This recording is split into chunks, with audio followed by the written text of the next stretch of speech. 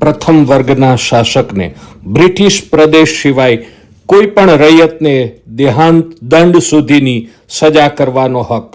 British મુલકની રૈયતના ન્યાય માટે political એજન્ટની મંજૂરી જરૂરી.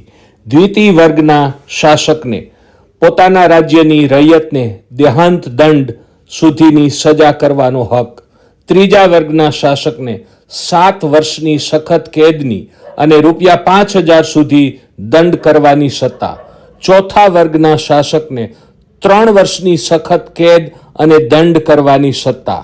પાંચમા વર્ગના શાસકને 2 વર્ષની સખત કેદની સજા અને ₹2,000 સુધીનો દંડ કરવાની સત્તા.